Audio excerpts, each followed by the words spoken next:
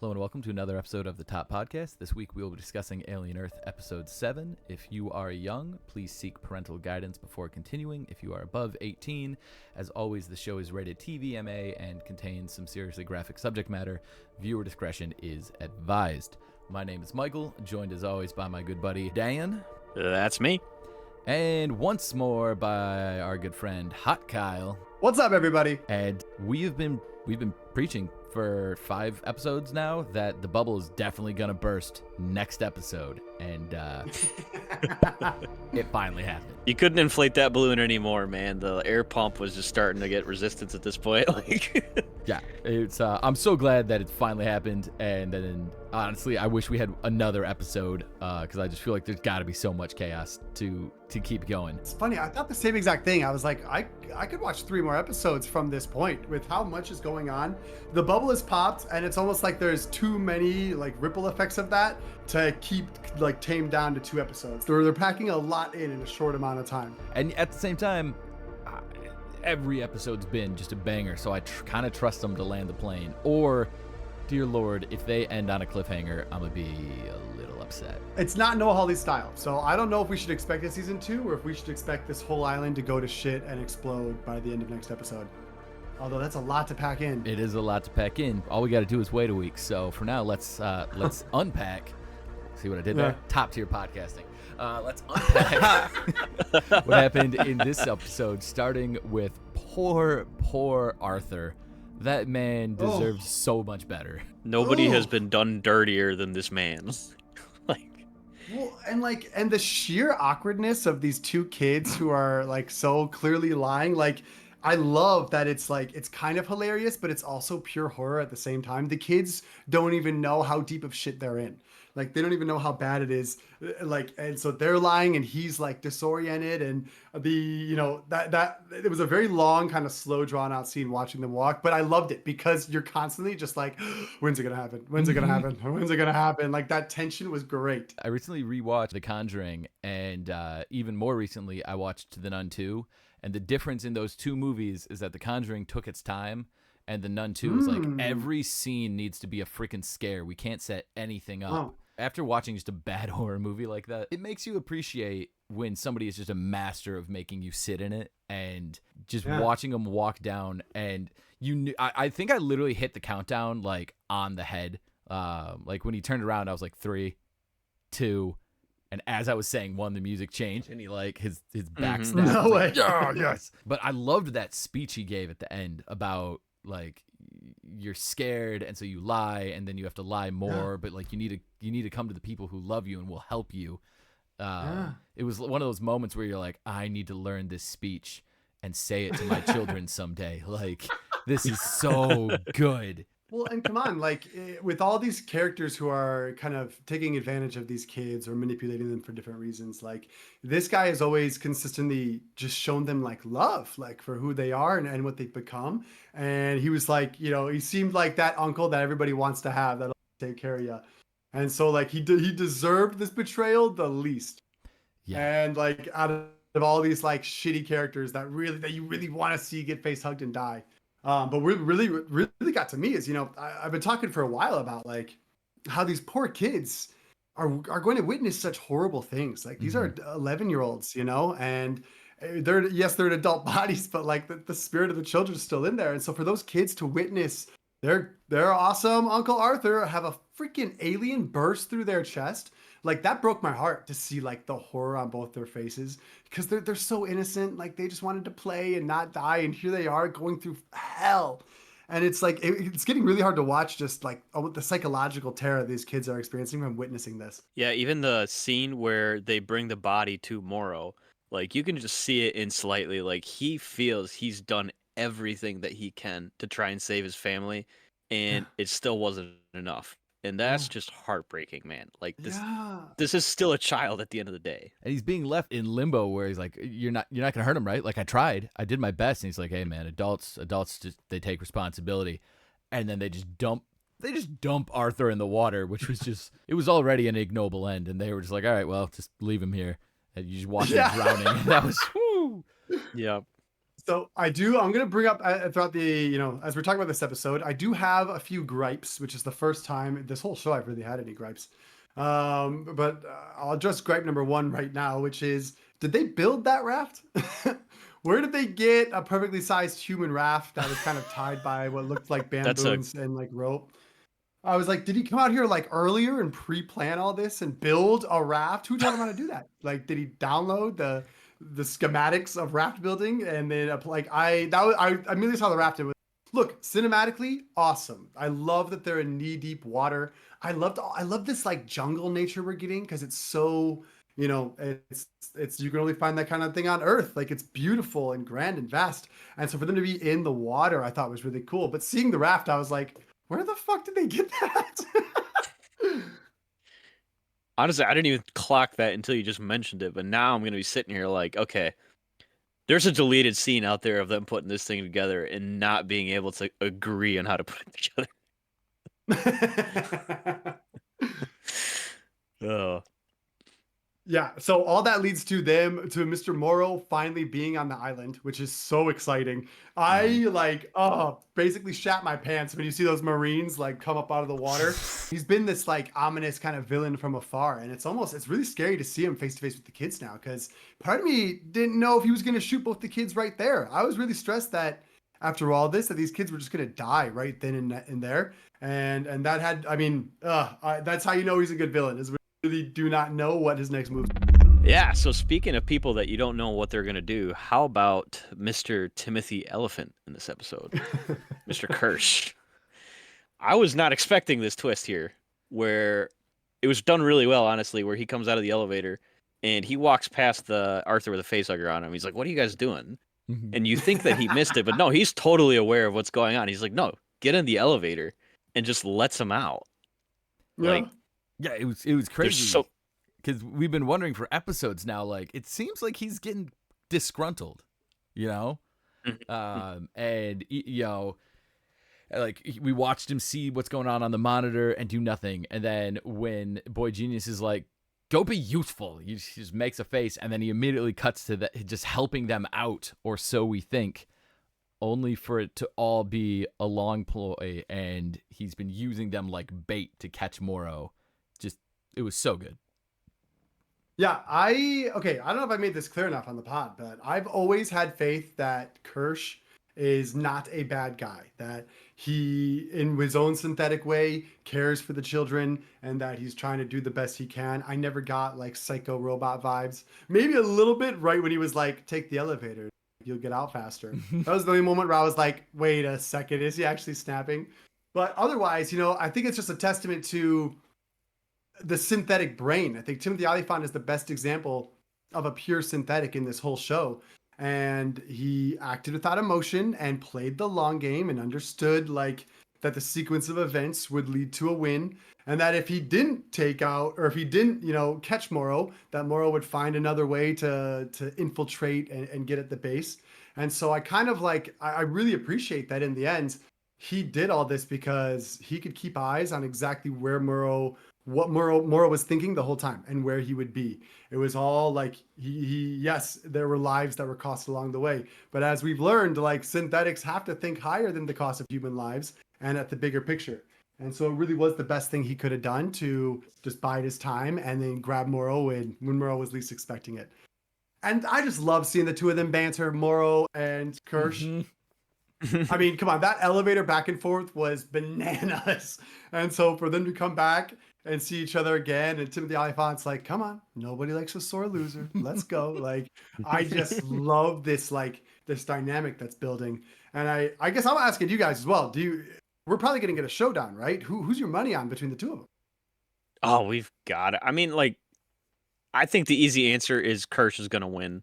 They make him not necessarily a hero. He strikes me as almost like an anti-hero, kind of. Like you root for him, but you know he's not a good person. Kind of, well, not a good person, but you know what I mean here. Yeah.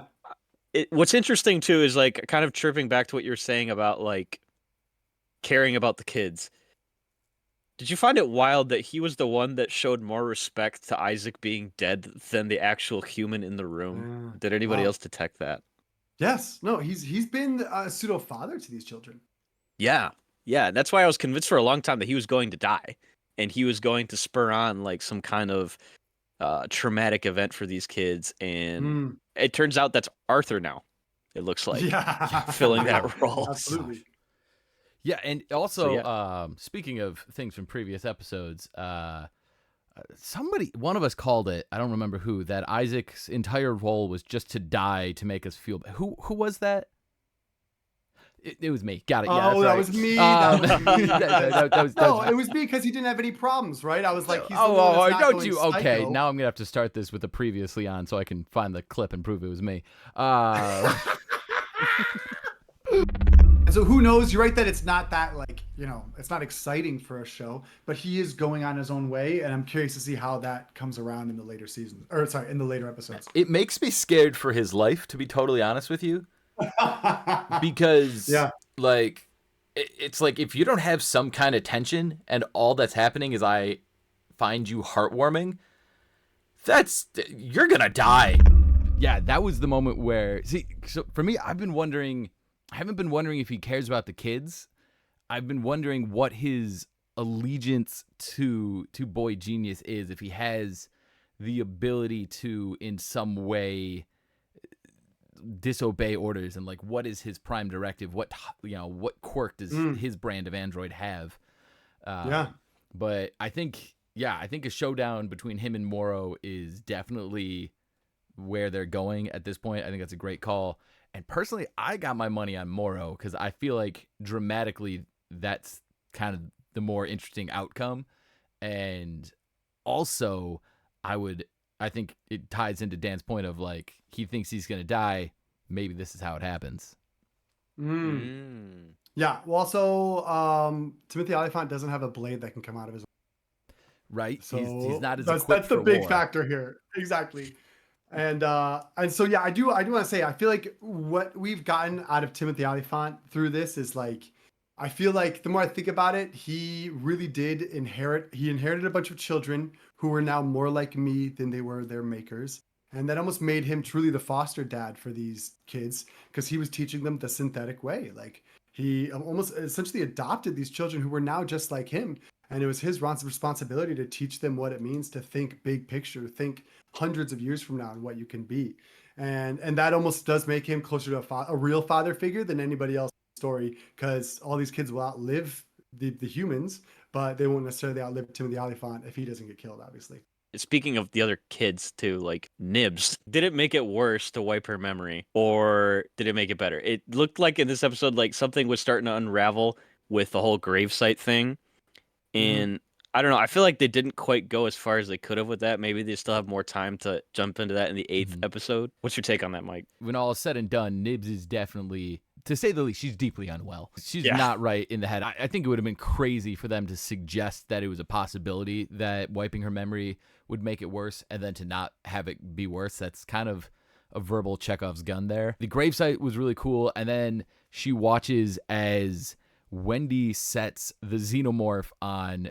Those were Morrow's guys. The first time they all pop out, and she's just like, and it just wipes them out. And so now she's just watched this group of adults just get completely massacred.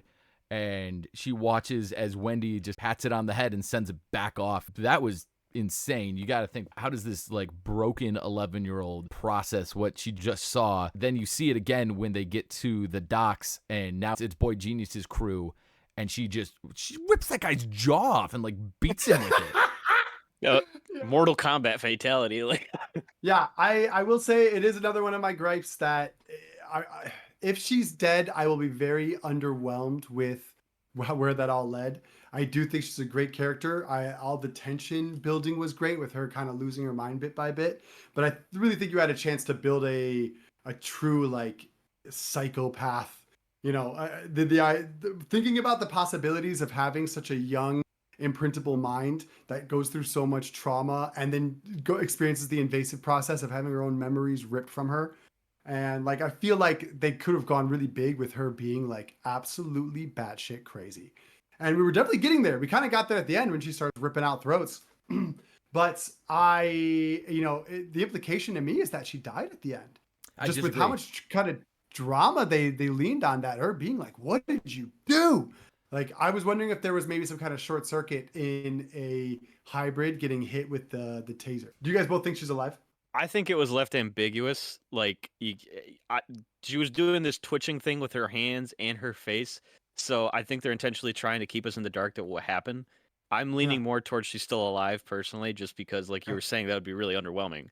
Just for everything you invested into this, only to just have, what's his name, Zapper. Like that's just like a crappy payoff. It doesn't make a ton of sense to be ambiguous and then turn around and have her be dead.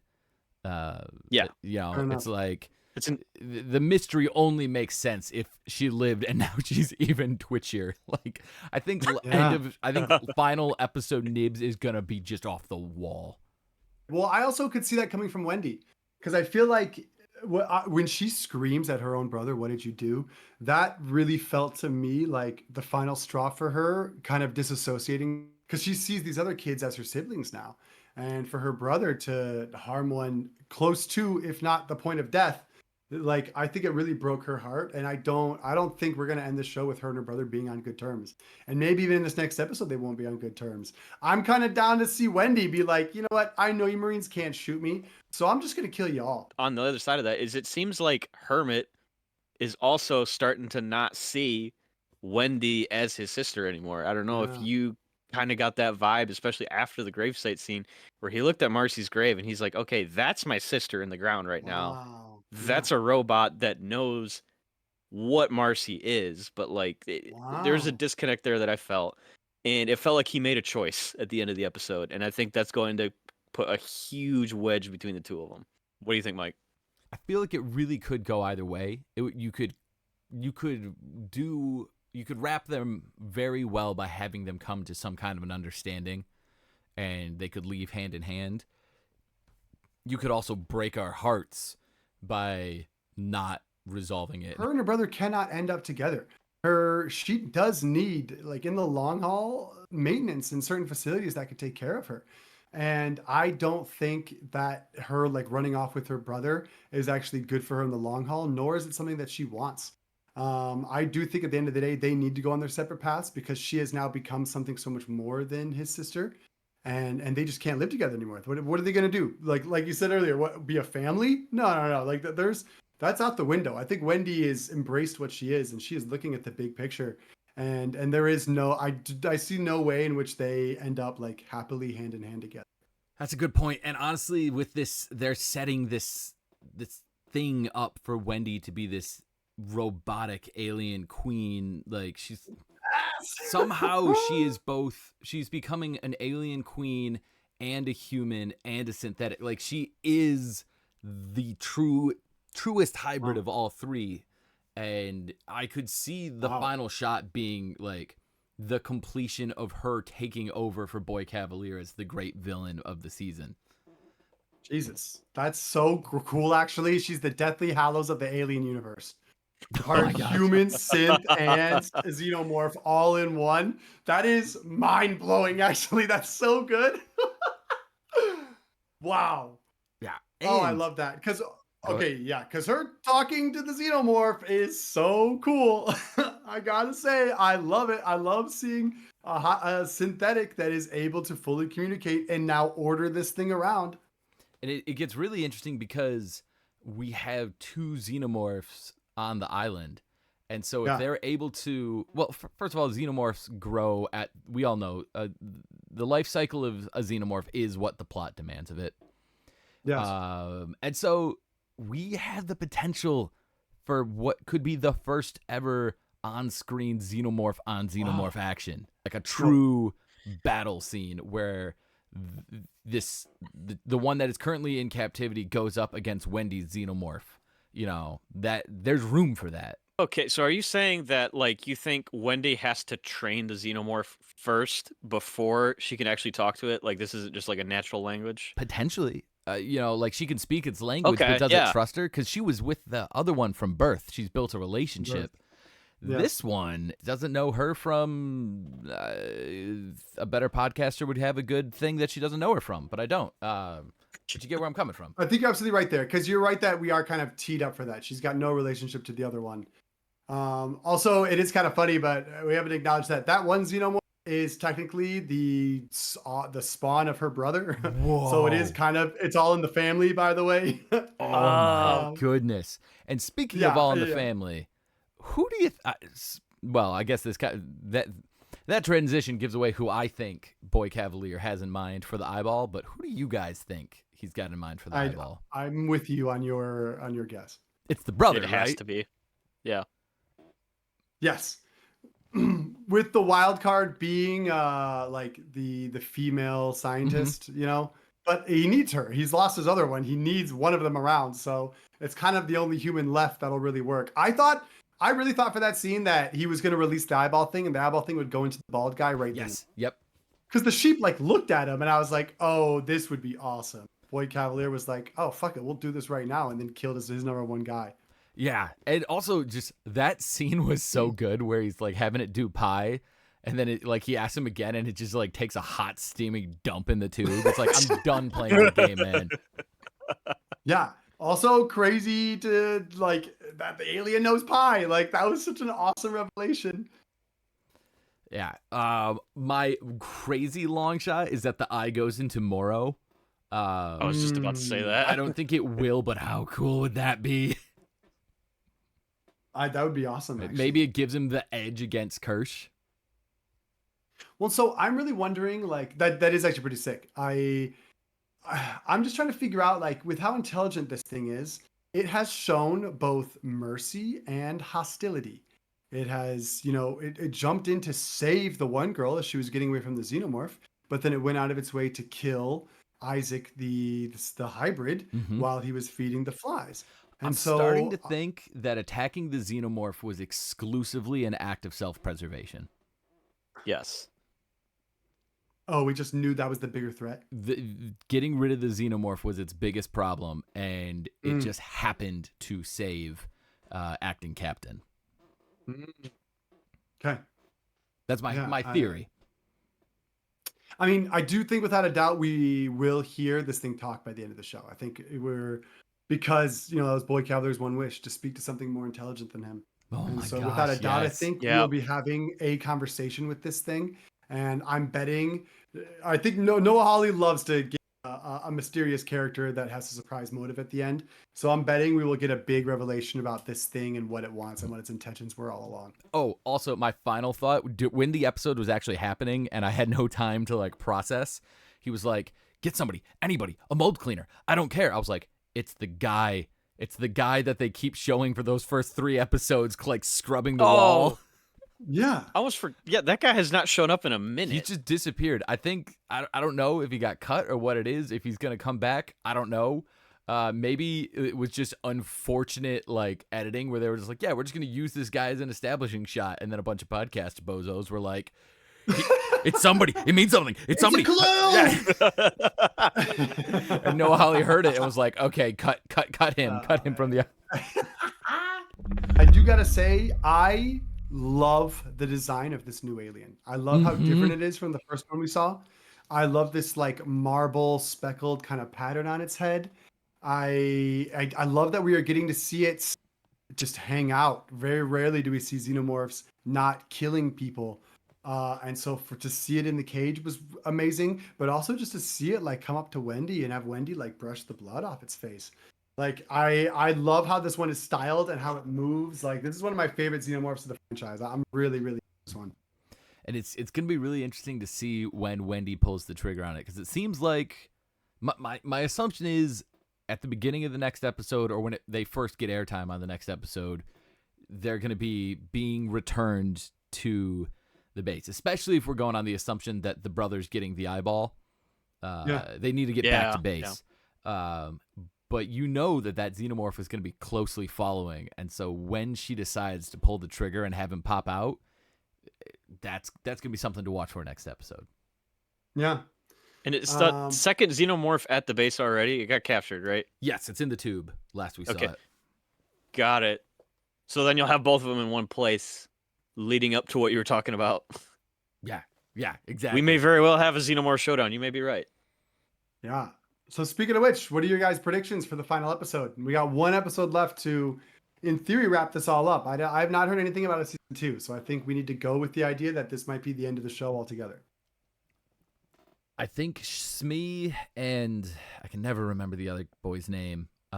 Slightly. Thank you. I think those two survive. Just scarred and unhappy and miserable, but I think they escape somehow. I think Wendy ends up in some kind of crazy role as this like boss of the xenomorphs. Maybe she even escapes, and I think the brother is gonna die. I don't think you survive the eyeball personally, and I think this is hardly a look at me, I'm brilliant, but we still gotta see what the garlic clove does. Oh yeah, man. What?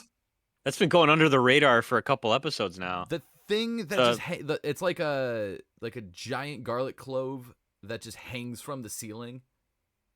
Bulb In the bulb. cell? Yeah. Oh, you're so right. You're Yeah. so right. Yes, The plant one, the one that looks like a plant. It's waiting. It's gonna happen. It's totally gonna happen. Yeah. Very interesting. My Oh, guess, yes, My that's that's what thought- it does. I have nothing, but go, Dan. My thought, like, it's either the garlic clove or the eyeball is going to kill Boy Cavalier in the next episode. I am convinced he is dying before the end of Yeah. the show. Just like you don't build up a character to be such an asshole without having a payoff for it in the end, where you're like, course. okay, yeah, this is what you've waited for. We're gonna really give it to him. And I feel like that's the end game: is either he gets his wish, he gets up close and personal with the eyeball, but not in the way that he wanted to, and then the other option is the garlic clove, because we haven't seen it yet, and it'd probably just be a good shock value. So, Yeah. what do you guys think? Do you think Boy Cavalier survives another day, or is he going to I'm- bite the dust on the next one? I'm gonna say I think Boy Cavalier dies. He said something interesting, and that was he was wondering if the brain of a simpleton if it would react differently than the brain of somebody who was really smart. And so I guess I Mm. wonder if the eyeball in Boy Cavalier would become fucking super powerful because it's already extremely intelligent, but then could use his brain power to like enhance its intelligence in some way. I mean, geez, not to mention that technically the eyeball would then have full control over Prodigy. geez. So like if That is I don't know how terrifying. I'd pull that off, but that's kind of awesome and terrifying. I don't think the brother will die. I think the brother will get away, but it'll be a sad goodbye because he'll be separated from Wendy. I'm starting to wonder if because it's hard because technically there aren't supposed to be any xenomorphs on Earth for sure. That's why Weyland-Yutani sends another group out to the middle of space. And so, but I like this idea that Wendy stays on the island and like looks after all these creatures after they've gotten loose and now exist on this island as well. Like if she was kind of this like caretaker / protector of the island, and she could study them and talk to them and like watch them grow, like this place could be practically, in some way safe from invaders, because invaders will just get killed by any xenomorphs anytime they try to come out here. And so I'm wondering if I think things are going to go to shit, but I think Wendy is going to feel too like responsible for these creatures and want to look after them, and being left on the island would be pretty cool. We do have to consider that maybe it is true that Alien Earth is its own timeline, which Yes. would allow Yeah. for just like them to do creatively whatever they want. Also, I do like the idea of, because I think the only way the brother lives if the eyeball takes him over is if the eyeball stays in his head. Mhm. And so the idea of some kind of juxtaposed final sequence of like Wendy is the new queen of these aliens and the brother is the new sworn enemy with this eyeball who exists only to like Oh, nice. fight back against the xenomorphs could be really fascinating. Yeah. I like that Yeah. one. I do also think Moro will beat Kirsch, for the record. I think Moro's going to use that blade on him, but also Moro will die. I'm just hoping that it'd be kind of cool if the rest of the kids who were still alive could stay on this island as well. And then you kind of end with this island being, the Neverland. All these kids who will never like officially grow up on this island with all these monsters and stuff. Like I kind of like what this habitat becomes after the show if it doesn't get obliterated to hell at the end. If you guys enjoyed this episode, it was a blast to make. Go ahead, drop a like, comment, subscribe. You know all the things, and be sure to catch the final episode dropping next week. And yeah, tell us your predictions. Tell us what you think. Come on, who's living? Who's dying? Like, let's put some money on this. I'm dying to know what happens. Drop those comments. And until next time, how many numbers of pi do you know?